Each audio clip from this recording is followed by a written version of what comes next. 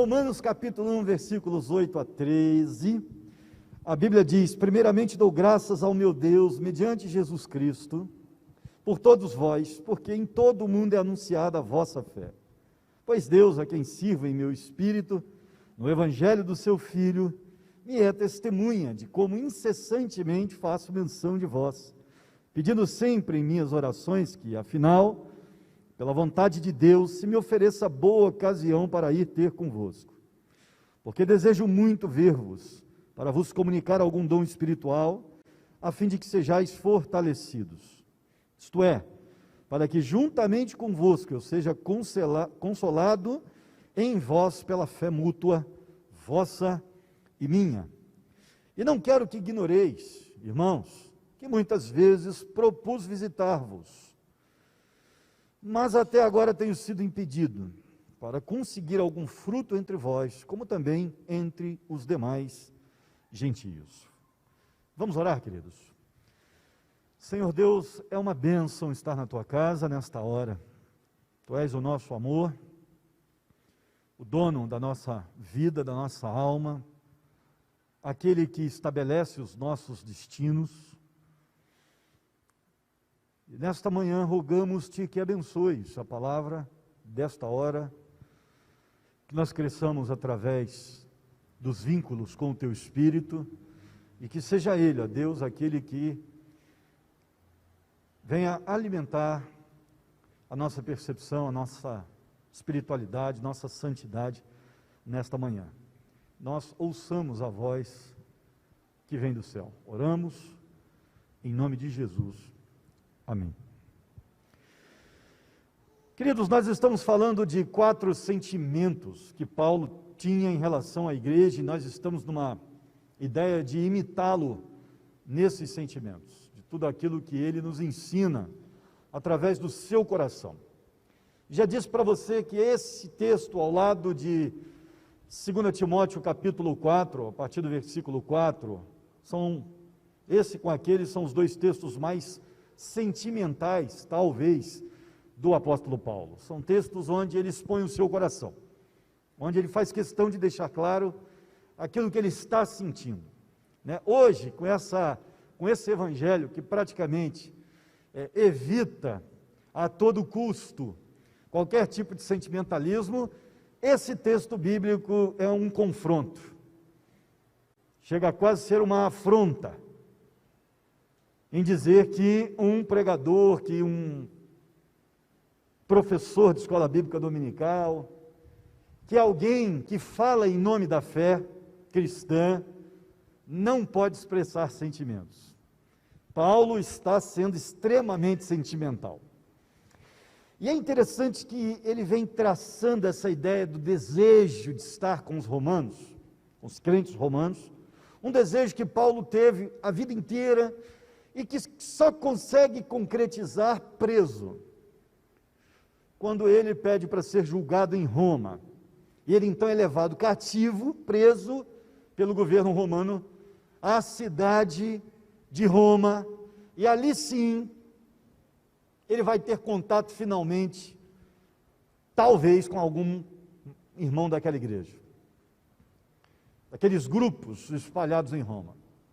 É bem provável que sim, mas aquilo que Paulo queria, de fato, ele não conseguiu, que era estar em Roma pregando o evangelho e fazendo aquilo que ele disse aqui que queria fazer: estar com os irmãos, ver a necessidade, ajudar de alguma forma e receber deles também algum tipo de ajuda que ele fizesse crescer. E aí ele tem 4 sentimentos básicos, e nós vamos trabalhar o último hoje. Já trabalhamos 3. Ele era grato, versículo 8, pela vida da igreja. E tem muita gente que só reclama da igreja, tem muita gente que não tem nenhum tipo de gratidão pela igreja. Estamos vivendo um tempo de uma fidelidade líquida, termo muito usado ultimamente aí no mundo da teologia. Pessoas sem raízes, gente que troca de igreja como se trocasse de roupa, porque não consegue se adaptar a qualquer tipo de confrontação, a qualquer tipo de ideia contrária, de ideia diferente. Pessoas que não têm mais um compromisso com a denominação, mas sim com o seu bel prazer.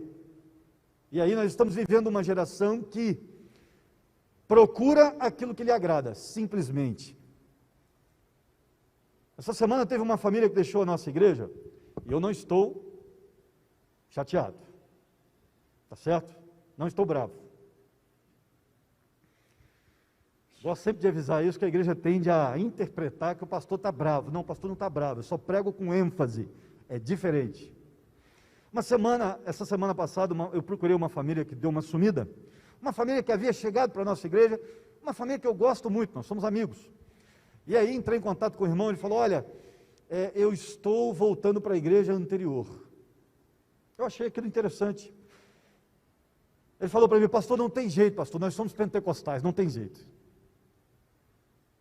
Eu acho bonito essa questão da raiz.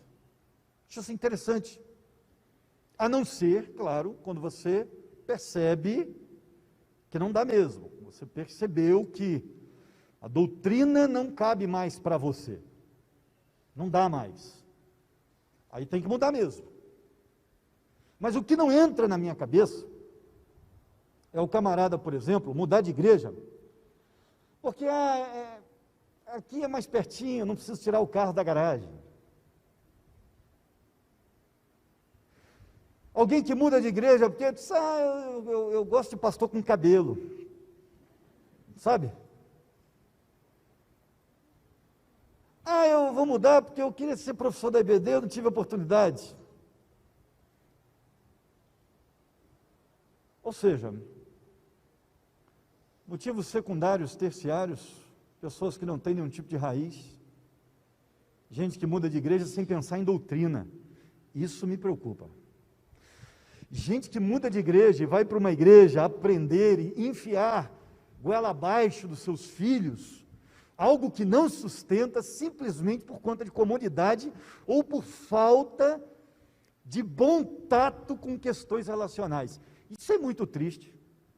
Porque deixa eu dizer uma coisa para você, querido. A primeira coisa que você precisa pensar, se um dia você mudar de cidade, porque eu estou partindo do pressuposto que você não vai mudar de igreja à toa. Se você mudar de cidade, a primeira coisa que você tem que pensar na vida, guarde esse conselho, para vocês que trabalham aí, mudando de cidade sempre. Primeira coisa que você tem que achar numa igreja é doutrina. Se o louvor não for bom, a gente suporta. Se não tiver estacionamento, a gente põe o carro na rua. Se não tiver ministério infantil, deixa eu dizer uma coisa para você, comece um. Vai sair da igreja porque não tem, por que você não faz? E eu não estou bravo. Muito pelo contrário, hoje eu cantei o dia inteiro, levantei assim, leve. Fui pegar o periquitinho, eu estou tratando de periquito agora, né? A mãe fugiu, eu estou tendo que tratar dos periquitos. Uns filhotinhos. Até o periquitinho olhou para mim e falou, você está diferente. Então hoje eu não estou bravo. Aliás, raramente eu estou bravo. E aí o que acontece? Deixa eu dizer uma coisa para você. Pense na doutrina da igreja. O que é que a igreja está ensinando? Eu estou recebendo alimento para a minha alma, porque se o negócio está mudando a minha vida, se tem palavra, o resto não importa, o resto a gente se adapta. Agora, pode ter um louvor lindo, se não está sustentando a minha alma, o louvor não vai sustentar. O louvor é uma beleza, irmãos, desde que ele entre como ajuda. Ele não pode ser caractere fundamental para sustentar a sua fé. Então guarde isso. Seja grato, olhe os pontos fortes. Para viver em igreja e em família, que são ambientes fraternais, a gente tem que aprender a ver o lado positivo. Porque senão a gente se afasta de todo mundo da família e a gente fica em casa em relação à igreja. Se você for olhar defeito, você acha. Então Paulo era grato. Segunda coisa que nós aprendemos, que Paulo, ele desejava sempre estar com irmãos. Nós já aprendemos sobre isso. Estou só dando uma repassada. Ele desejava estar com irmãos, ele amava isso. Ó, que legal, não liguei meu cronômetro não. Começou agora. Hoje você vai almoçar mais tarde. Ele amava estar junto. Gente que gosta de estar junto, cresce. E gente que não gosta de estar junto, decresce, esfria.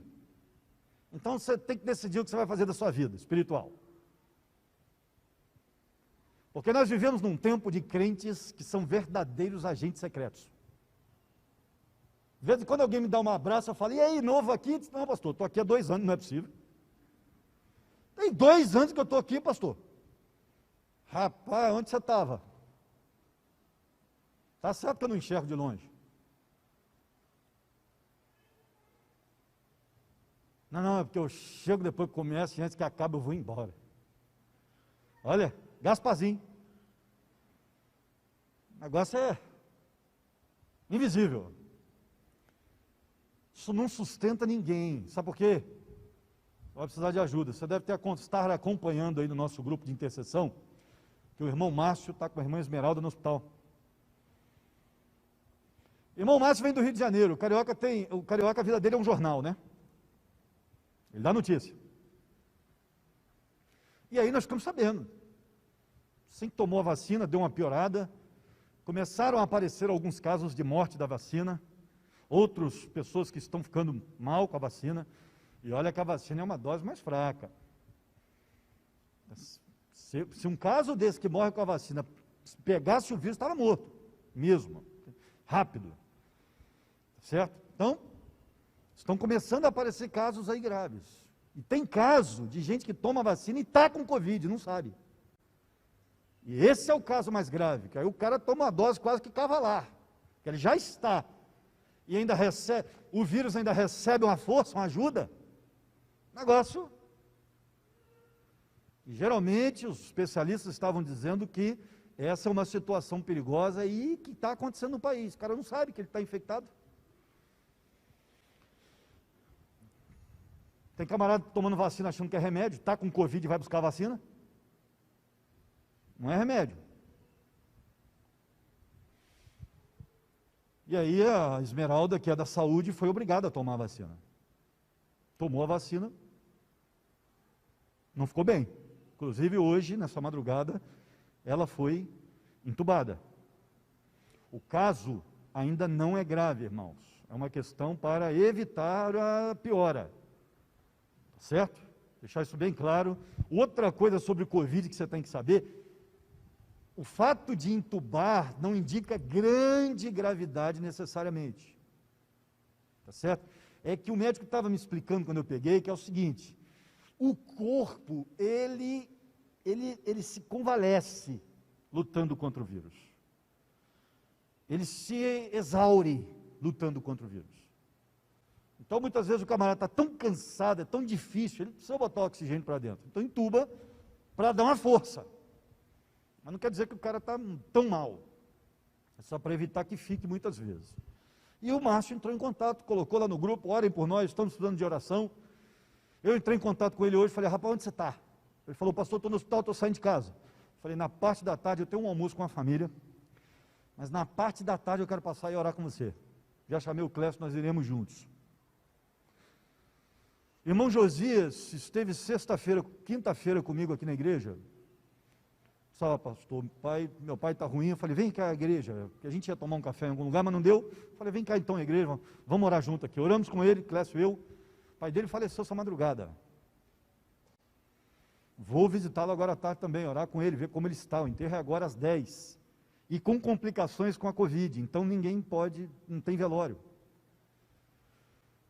As pessoas que se comunicam, elas sofrem menos. Sabe por quê? Porque elas têm apoio. E Paulo sabia disso e dava valor a esse negócio. Eu não vou passar sozinho. Gostaria muito de estar com vocês aí, queridos irmãos. Por quê? Porque estar junto é bom. Terceiro lugar, Paulo, ele desejava de todo o seu coração estar junto com aquela igreja para que ele pudesse orar com eles, porque ele valorizava essa questão da intercessão, de orar pela igreja, de pedir pelas pessoas, de ir até lá, orar junto, orar à distância. Eu disse para você, Paulo aparece orando 42 vezes na Bíblia, uma por ele, 41 vezes pelas outras pessoas. Então ele valorizava essa questão da oração pela igreja da oração pelos líderes da igreja, ele orava pelos meninos que ele treinava e assim por diante. Ou seja, o resumo dessa mensagem é que se você não fizer parte desse crescimento mútuo chamado igreja, desse relacionamento gostoso chamado igreja,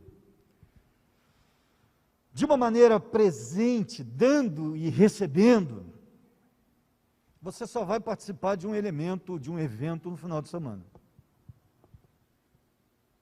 Isso não vai fazer muita diferença na sua vida. Com palestra, com música, assistindo uma igreja trabalhar, sem ser de fato igreja. Isso é o que é mais triste. Porque nós vivemos num tempo em que muita igreja não está sendo igreja. E quando eu digo muita igreja, eu estou falando no singular, você. Muita gente que é igreja não sendo igreja. E o problema é que quando você não é igreja, você deixa de desfrutar das coisas maravilhosas que Deus tem só para quem se envolve com igreja, como igreja e em igreja. Um dos sentimentos mais tristes que o ser humano pode abrigar em sua constatação é sua inutilidade. É muito ruim ser inútil. Eu trato e conheço pessoas que se aposentaram e morrem por dentro. Por quê? Porque a pergunta mais comum é: pastor, o que eu vou fazer na minha vida agora?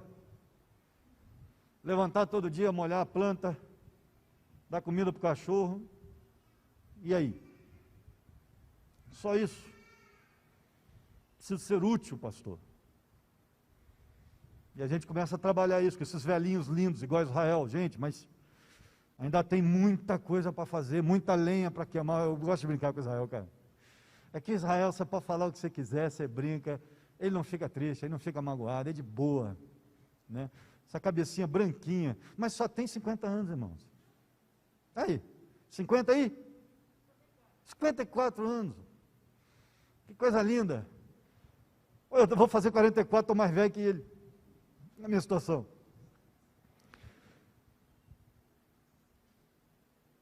Você precisa entender, meu irmão, que possivelmente os empreendimentos não terminados haviam retido o apóstolo até aquele momento no Oriente. No capítulo 15, versículo 22 e 23, você vê isso. Paulo estava com dificuldades. Ele estava preso onde ele estava trabalhando, ele não conseguia sair dali para visitar Roma do jeito que ele queria. Como eu te disse, só vai depois. Preso já mesmo, aí em cadeias. Mas aquilo que parecia um problema se tornou uma grande bênção. Por conta de Paulo não ter conseguido visitar os romanos do jeito que queria a tempo, ele escreve Romanos.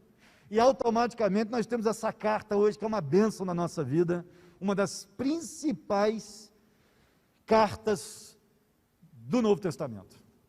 Se não a mais, há quem diga. E aí, o que isso nos ensina ainda como um caractere introdutório?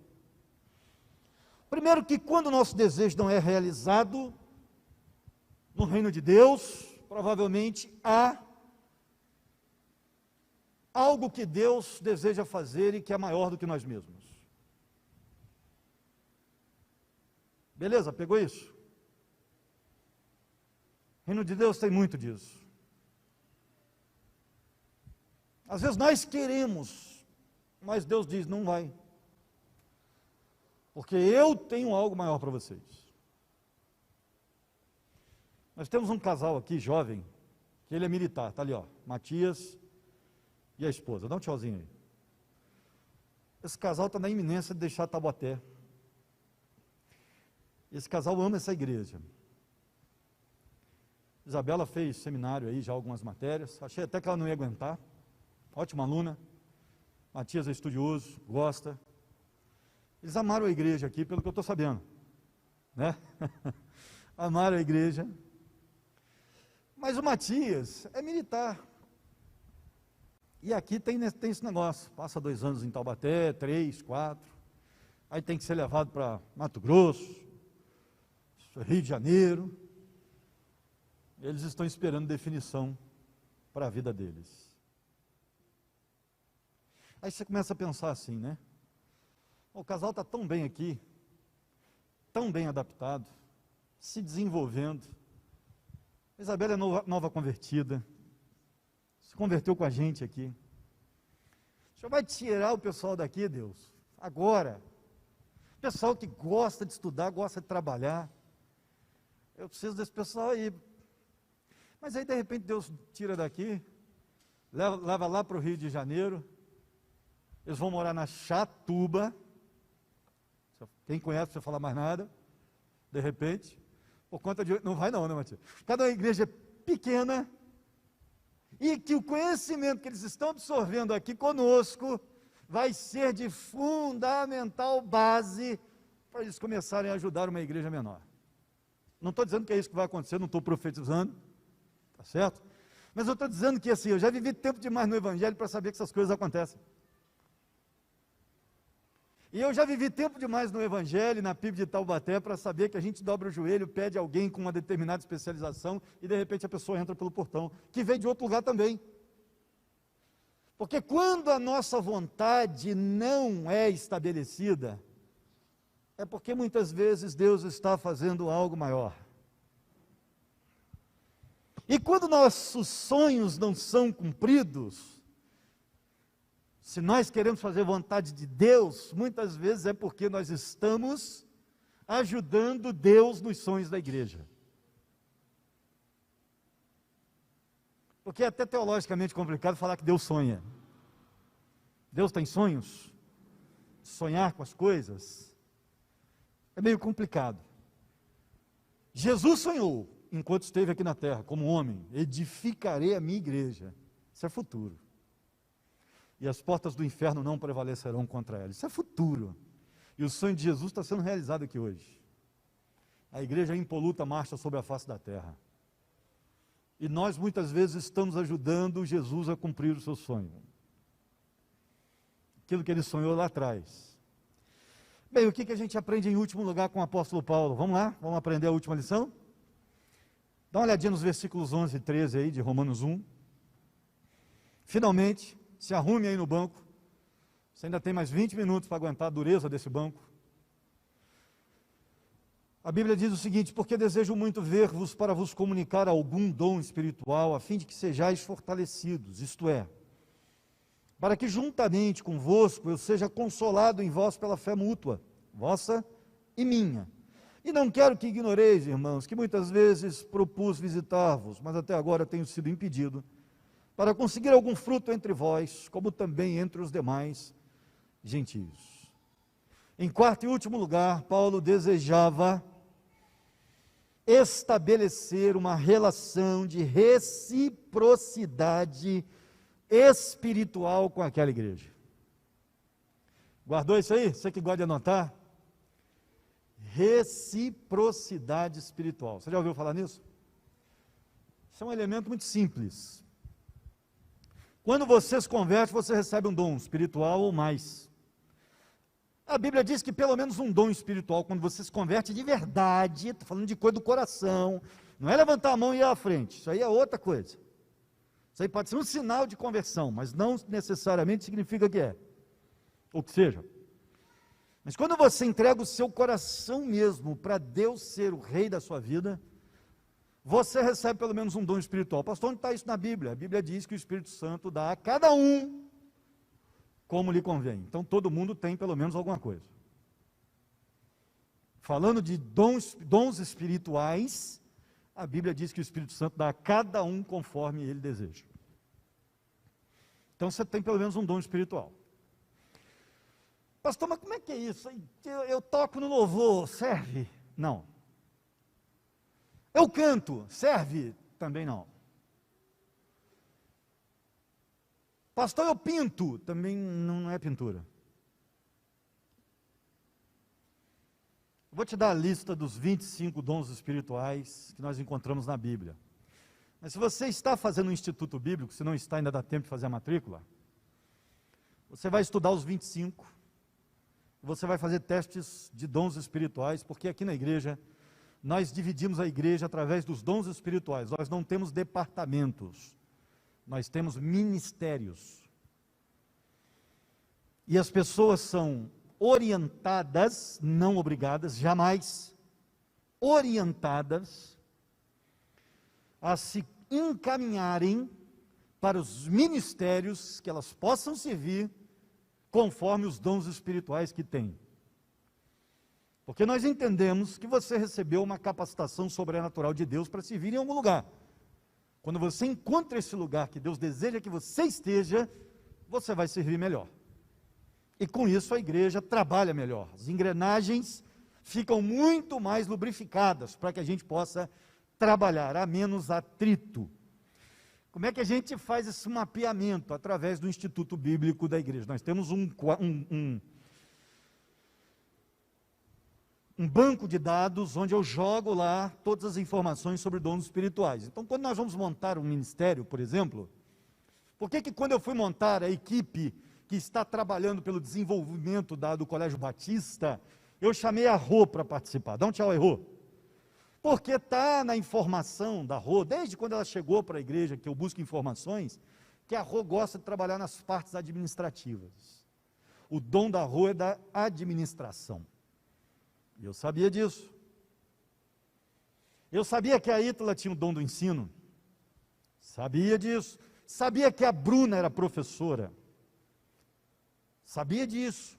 Então eu comecei a reunir um time de professores, de pedagogos e pessoas que têm dons nas áreas que nós precisamos para que nós pudéssemos desenvolver um colégio batista. Estamos trabalhando para isso. Já temos um instituto, já temos um seminário e a ideia agora é ter um colégio batista. Vai sair daqui a 10 anos, mas vai sair. Tá certo? Vai demorar, não é para amanhã, é um projeto rigoroso, difícil, abrir escola, não é brincadeira, mas nós vamos chegar lá, talvez o seu neto estude nesse negócio. Existem 25 dons, é assim que a gente trabalha aqui na igreja, a gente procura olhar o dom que a pessoa tem e a gente então orienta para trabalhar. Quais são? Vamos ver se o que você está pensando está na lista.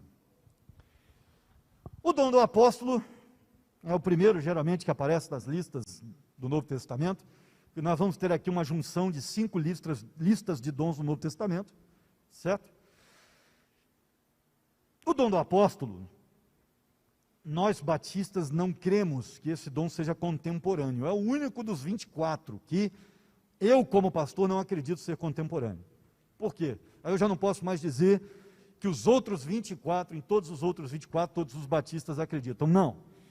Dentro do ministério pastoral batista ainda tem algum tipo de divergência sobre alguns dons. Se eles existem hoje, se não, aí cada pastor trabalha de uma forma. Eu creio que todos os outros 24 que aparecem na Bíblia, a lista exaustiva é de 25, todos os outros 24 estão em operação. Só o apóstolo que não, porque para ser apóstolo o cara tinha que ter visto Jesus e chamado diretamente por ele. E quando a gente começa a olhar os apóstolos na Escritura, a gente começa a perceber que os apóstolos eram uns caras diferentes. Tinha alguém doente, o camarada passava, colocava a mão e estava curado. Nós pastores não temos essa autoridade. Não nos foi dada essa capacidade. De vez em quando a gente vai a um hospital, faz uma oração, acontece um milagre, mas isso não é como assim. Eu não posso, pode trazer aqui que vai curar agora. Eu não posso, e quem faz isso está mentindo. Esse dia eu estava vendo uma televisão, um cara pregando, rapaz, eu gosto de ver esses camaradas assim para conhecer, porque de vez em quando alguém diz, ô pastor, o que o senhor acha do bispo tal? Eu não conheço, mas vou ver. Aí estava vendo o cara pregando. Aí ele chamou a senhora e falou para ela assim, ó, Deus está me revelando que você está com câncer. Aí botou a mão na cabeça dela e falou assim, orou e falou, mas também está me revelando que acabou de curar você. Falei, rapaz, o cara é liso.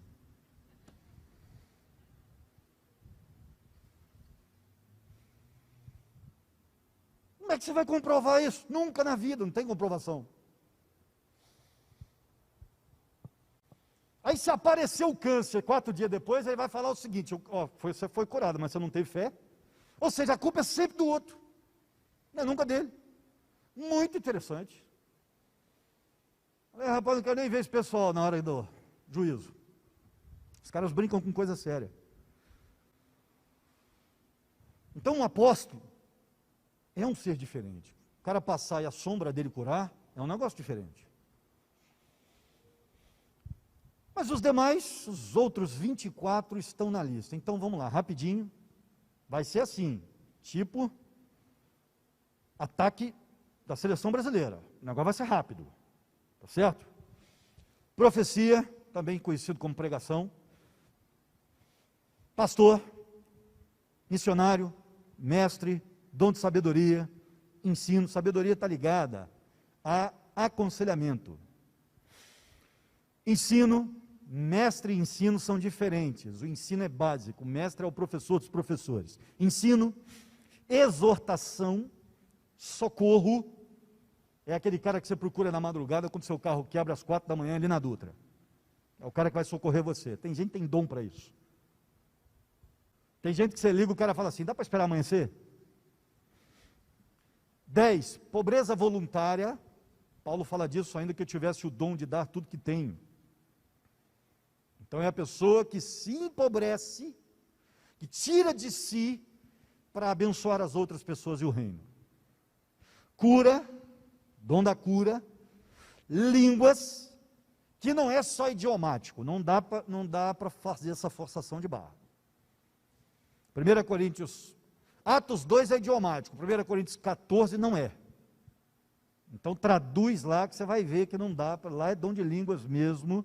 E Paulo ainda abre uma ideia clara de que a pessoa que está falando com Deus recebe de Deus, mas nem sabe o que está recebendo. Ela não consegue entender. Por isso que existe um outro dom atrelado a esse, que é o dom de interpretação de línguas. Queridos, e eu sou batistão roxo, tá? Não há aqui nesta igreja nenhum por cento de pentecostalismo, de doutrina pentecostal. Não tem. Mas eu tenho compromisso com a palavra de Deus acima de qualquer coisa. E a nossa denominação hoje já também não briga mais por causa disso aí não. Isso aí para a gente hoje é ponto pacífico na maioria das nossas discussões teológicas. Por quê? Porque não dá para fugir do texto. Você pode até fingir que você não está vendo, mas dizer que não diz, aí você não pode. Beleza? O dom existe e não tem como correr. Inclusive Paulo diz, não proibais o falar em línguas. Eu não tenho autoridade para proibir, eu vou bater de frente com o Espírito Santo, eu não sou louco. Só que a Bíblia também dá orientações claras. Eu sigo o que está em 1 Coríntios 14. Vai falar um de cada vez, se tiver intérprete, se não tiver intérprete, fique calado. Por quê? Porque a tendência natural é que quem tem o dom seja edificado em casa. Fale consigo mesmo e com Deus. A Bíblia é muito clara. Eu nunca tive num culto meu, em 20 anos de ministério quase, uma pessoa que se levantasse no meio do culto e começasse a falar em línguas. Por quê? Porque eu oriento a minha igreja. Nunca tive problema com esse dom, e eu sei que tem uns 20 irmãos no nosso meio que têm o dom. Eu não tenho dificuldade com isso. Fecha a porta do seu quarto, tranca lá bonitinho, entra, ora e fala com o Senhor que te vem em secreto. Acabou o problema, não tem dificuldade. Agora, se começar a falar aqui no meio do culto, eu vou só um minutinho. Tem intérprete? Tem não, então senta. Acabou. É o Paulo que manda fazer isso. Estamos conversados? Beleza? Vamos que vamos. Hospitalidade, discernimento de espíritos, apoio, dom do apoio. Vandinho, está lá atrás, lá. Ó. Dom do apoio é o famoso Severino. É o POC. É o nosso pintor ali, o Bidi. É essa turma que faz qualquer negócio. Se tiver que pintar, pinta. Se tiver que carregar, carrega. Apoio. Operação de maravilhas, outro dom na Bíblia. Fé é um dom também. São 4 usos para a palavra fé na Bíblia. Tá certo? Você tem a fé da conversão, a fé salvífica. Você tem a fé diária, que é a fé que você precisa de Deus todo dia, crer em Deus para continuar, para obedecer. Você tem a fé que é fruto do Espírito, que é uma característica do seu ser, que se desenvolve cada vez mais. A Bíblia diz que a fé vem pelo ouvir, e ouvir a palavra de Deus. é dessa fé que está falando, é a questão da fé que se desenvolve no seu interior, e a fé que é dom espiritual. A fé que é dom espiritual é aquele camarada que, quando a igreja está desanimada, ele chega e diz: vamos lá que vai dar certo, irmãos, Deus vai nos dar a vitória. Ele fortalece o grupo, tá certo? Luandinha da vida, né, Luandinha? Rapaz, pequena notável, minhoca no asfalto, como a gente diz no Rio de Janeiro. Ela agita o coreto. Bem, martírio, isso é dom espiritual. Camarada que tem a capacidade de morrer pelo evangelho sem titubear. Martírio. Evangelista, celibato, contribuição, administração, governo ou liderança e misericórdia. Então esses são os dons espirituais. Poxa, pastor, podia estudar isso separadamente? Podia, Instituto Bíblico, só fazer inscrição. Liga para a igreja, só quero estudar no instituto, quero fazer meu teste de dons, quero... Moleza, você vai descobrir, você vai sair de lá sabendo qual é o seu dom espiritual, quais são, cada detalhe, vai fazer o teste, descobrir qual é e onde você pode trabalhar. O instituto faz esse encaminhamento para você. Aí Paulo fala assim: eu gostaria de estar com vocês para que eu pudesse usar entre vocês algum dom. Qual? A Bíblia não diz. Se fôssemos usar aquilo que é mais comum no apóstolo Paulo, seria o dom do ensino. Provavelmente seria o fato de Paulo estar ensinando ali, ele era um mestre. A ideia de algum dom estabelece uma questão de utilidade. Paulo queria ver a situação primeiro, para perceber onde ele poderia ser mais útil, como ele poderia ajudar aquela igreja que estava nascendo. Esse é o sentimento que a gente precisa ter, irmãos. Está chegando agora? Pergunte onde você pode ser mais útil. Onde eu posso ajudar? Eu me lembro do Tom. Tom foi nosso líder de jovens aí, muito tempo. Agora tirou um tempinho, acabou o seminário, tirou um tempo para descansar. Falou comigo: pastor, estou cansado, preciso descansar. Falei: rapaz, eu estou vendo, fica tranquilo. Ele está tirando um tempinho para descansar, vai dar aula aqui no instituto, ano que vem provavelmente vai dar aula no seminário. Então está descansando. Está com a esposa, a irmã Elaine, com um problema de saúde. E aí então, eu lembro quando o Tom chegou aqui, rapaz, uns 5 anos atrás, não, tem menos, uns 4 anos atrás, 4 anos e meio, eu tinha acabado de chegar. Chegou o Tom aí: pastor, preciso conversar contigo. É porque eu estou vindo para cá, eu descobri que a doutrina batista se adequa mais com aquilo que penso, estou procurando doutrina, quero uma igreja batista. Falei: seja bem-vindo. Tom logo virou um filho para mim, né? Seja bem-vindo, rapaz, que coisa boa, você está aqui e tal. E aí ele falou: mas eu gosto de trabalhar, onde eu posso ajudar? Eu falei: então, quer trabalhar mesmo? Quero. Mas eu estou empregador, né? Líder nato. Eu falei: então, a gente está precisando de alguém para lavar os carros da igreja. Está afim? O Tom: claro. Mas eu não coloquei o Tom para lavar os carros da igreja à toa. Eu não conhecia o Tom. Eu precisava saber quem ele era. Se o camarada realmente amava a obra de Deus ou se amava estrelato. Ao mesmo tempo que, enquanto o Tom lavava os carros da igreja, todo mundo da igreja passava e via o Tom lavando os carros da igreja.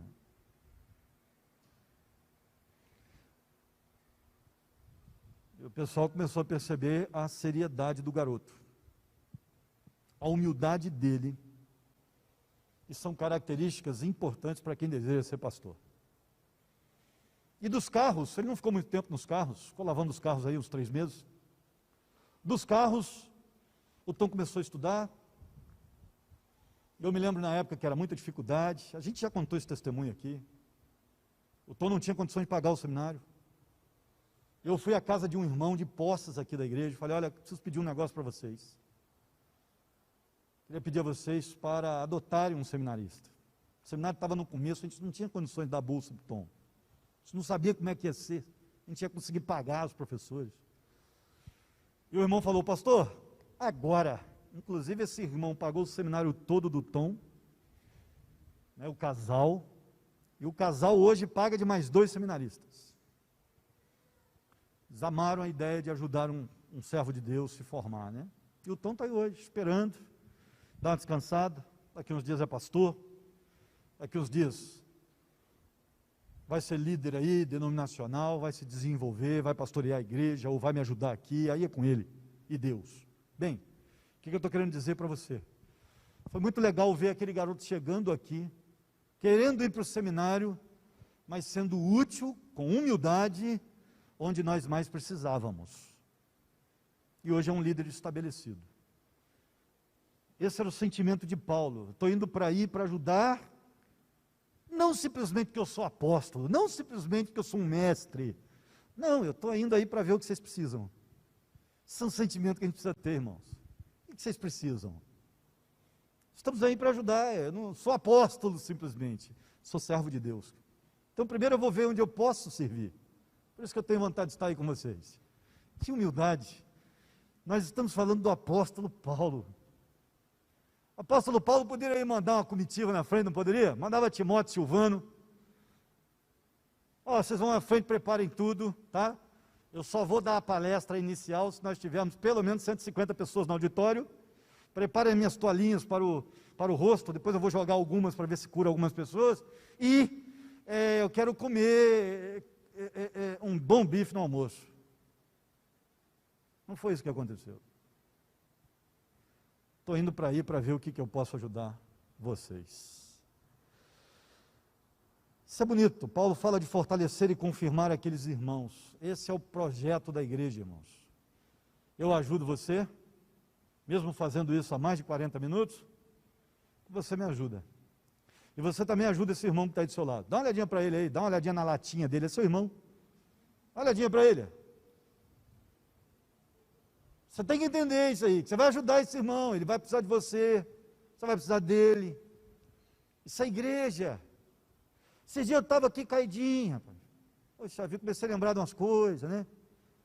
Saudade da mamãe, que negócio todo, sabe como é que é? A gente vai ficando, a gente vai levando a vida correndo, de repente a gente para, poxa, né?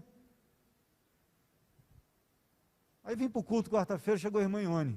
Mãe Ione, dá um tchau aí. Irmãos, faz um bolo. Pensa num bolo. Chegou a irmã Ione, rapaz, com um embrulho desse tamanho. Pastor, fiz um bolo para o senhor. O que foi o que a irmã Meire também fez? Está aqui, ó. Dá um tchau aí. Mandou aquele bolo de limão lá. O maridão foi lá levar. Eu tento emagrecer, irmãos. Vocês já notaram que eu estou usando a camisa para fora? Gente, se eu colocar para dentro, eu fico igual um embrulho de presente. Não dá. Eu estou tentando. Não dá, não. O pessoal não deixa. Chega a irmã Ione com aquele bolo. Eu cheguei em casa, abri aquele negócio, rapaz. Falei, meu Deus do céu, e agora? Estou lá em casa esses dias, rapaz. Tem um irmão aqui que eu não vou falar quem é. Esse eu não vou falar quem é, que eu não pedi permissão. Irmã Ione e irmã Meire também não pedi permissão, não. Mas eu sei que é mais tranquilo, porque é que eu vou falar de um camarada que tem família, que tem um negócio de uma fazenda lá, que eles matam um gado lá. O cara bateu lá na porta de casa, rapaz, me entregou um pedaço de carne, que eu olhei aquilo, eu falei, olha, nem os sacerdotes do Velho Testamento ganhavam um pedaço daquele negócio. Olhei para o meu irmão estava lá em casa, falei, o que eu acabei de ganhar? Ele falou, rapaz, põe na brasa. Eu falei, claro que não, vou esperar você ir embora, você está louco? Você está maluco? Mas ele me encheu para ser 3 dias por causa da picanha, eu tive que assar, não teve jeito. É um negócio lindo, né? Como é que Deus envia essas pessoas para você na hora que você está precisando, na hora que você está realmente precisando de carinho. Porque o nome disso é igreja, irmãos. E se você ficar por aí às margens, você não vai nunca desfrutar isso. Não vai saber o que é. Camarada que chegar aqui e falar, vou levantar um motim aí, vão derrubar o pastor, ele vai encontrar dificuldades. Por quê? Porque nós estamos caminhando há 5 anos juntos. Quando você estava lá chorando, eu fui até lá, e quando eu estava chorando, você veio até mim. Nós temos um relacionamento de amor em Cristo. E não tem jeito. Quando você precisou, provavelmente eu estava lá. Ou pelo menos eu liguei, eu entrei em contato, se eu soube. E eu a mesma coisa, nós vivemos um caso de amor, e esse caso de amor tem que ser entre todos nós. Era isso que Paulo queria viver com aquela igreja, e a tristeza dele é que havia um pedaço do povo de Deus com o qual ele ainda não havia tido contato para poder desenvolver esse relacionamento de amor. Era a tristeza do apóstolo: eu estou doido para ver vocês, eu não os conheço, quero estar aí para a gente ver o que a gente pode fazer. Ele queria repartir com os crentes algum dom espiritual, porque Paulo inclusive acreditava no poder que havia em nós, e que há em nós, através do Espírito Santo, que nos dá os dons espirituais e que nos fortalece. Eu separei alguns textos bíblicos, não vai dar tempo de eu ler, mas se você está com a caneta aí, aproveita. No seu celular tem um negocinho que você também pode ter uma nota, eu não sei o que, note lá, você clica lá e você pode digitar ali. Eu vou dar as referências para vocês lerem em casa. Eu queria ler todos esses textos, mas eu estou com 36 minutos marcando aqui, eu acho que eu só liguei esse negócio uns 10 minutos depois. Se isso é uma realidade, eu estou com 46, quase 50 minutos de pregação, num domingo de manhã, você num banco duro, sem ar-condicionado e com fome. E eu nem sou tão bom pregador assim, dá para o gasto. Difícil para você, pastor, eu entendo. Mas eu queria que você lesse esses textos. Quando eu tenho que descartar texto bíblico, dói meu coração. Então anota aí. 1 Coríntios 2,4. Pelo amor de Deus, põe a abreviatura. Você não vai escrever o nome inteiro da carta, né? Só um CO. 1 Tessalonicenses 1,5. 1 Coríntios 4, 16 a 18. 2 Coríntios 10, 3 e 4.